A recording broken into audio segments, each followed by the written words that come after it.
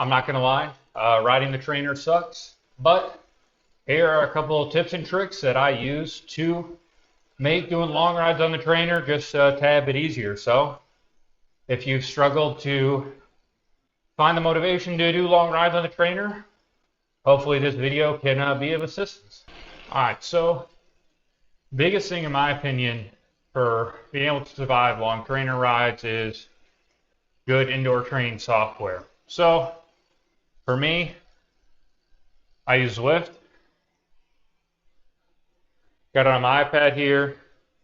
I do a workout just as I like having a consistent resistance, and I don't use erg mode, I just use a set resistance, so I still have like a natural pedal stroke, but it's not dealing with the ups and downs of the virtual course. But if you like erg mode for even endurance rides, like it's all personal, like it's all up to you as an individual, but I definitely highly recommend Zwift over the other platforms. I know there are some out there that are free or cheaper than Zwift, but I don't know. Personally, I do think Zwift is a bit of a ways ahead of the other competitors, so I recommend Zwift.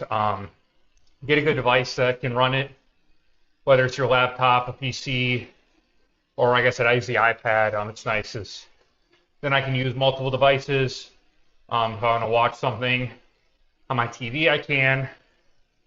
I just keep this dedicated for Zwift, so it works out well for me. So to me, that's step one, which obviously does include a good trainer. Direct drive trainers, I think, are 100% worth the money. There's so many options now. You don't have to drop a boatload to get a good one anymore. So just get whatever you can afford. Look at the secondary market, but yeah, step one's definitely getting nice trainer, good indoor software. That's gonna take out the majority of the suffering of having to ride inside. All right, big thing number two, which I usually try to wait a little bit into the ride before I use it: headphones, music. I love riding with music all the time. I have the Shocks headphones, the bone conduction that allows me to listen to music while still be able to hear my surroundings when I'm outside. I definitely prefer and recommend a true dedicated pair of athletic headphones versus just using like regular earbuds or AirPods or something. Even indoors, like I said, for me, I like a lot of distractions, so I'm able to still listen to music, and then if I have a YouTube video or a movie on in the background, like still able to look at both. But yeah, music, whether it's indoors or outdoors, I think does a great job of helping you lock in, stay focused, pass the time. I've done plenty of super long rides. I've done 5+ hours indoors. It really is just what you make of it. I think you have to do what you can to make the surroundings, make your little pain cave as amusing and truthfully distracting as possible. Just keep you as stimulated throughout the ride.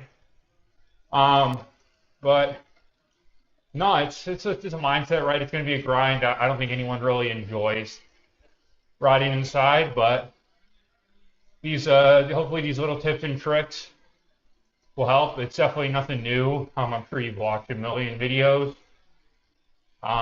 saying the same things.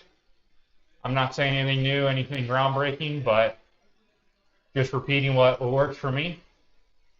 So hopefully if you guys aren't already, you can implement them, and yeah, you can have a successful winter training season 2. All right, so that's really all I got for today. Gonna finish up the last like half hour or so of my ride and then have some dinner. But yeah, big takeaways today on how to survive a long trainer ride. Get a good platform, Zwift, anything in that nature, and a good smart trainer. Makes it feel more like a real ride, and just helps the time go by faster. 2, try to hold off on using any distractions for as long as you can. If you get through that first 30 minutes, an hour, Makes the rest of the ride just go a lot faster once you get that chunk out of the way. And then lastly, entertainment, music, YouTube, TV, movies, whatever you're into, use it. For me, it's a good time for me to catch up on YouTube and listen to some music. But it really just comes down to what you prefer. Whatever it's gonna take to keep you entertained, do it. So hopefully you learned something today. I don't think anything in this video is revolutionary, but hopefully if you did learn something, you can implement it in your own training and get you ready to do some long training rides and have you flying in the springtime. So thanks for watching. Make sure to subscribe, and I'll see you in the next one. All right, so keys to surviving long indoor rides. For me personally, I like to ride in full kit. So when you're on the trainer, it can be a bit, a bit depressing compared to outside. Don't get that real road feel. So for me, what I like to do, I'm in full kit. I got my Avis helmet on, I got the Nopinz suit on. Hell, I even got my pump and my container of spares. So it really is like I'm riding outside. I think if you're someone who struggles with really transitioning to indoor riding from outdoors, try this. Try riding in full kit. I don't know. Like I said, for me, it's makes me feel at home and like I'm on the road.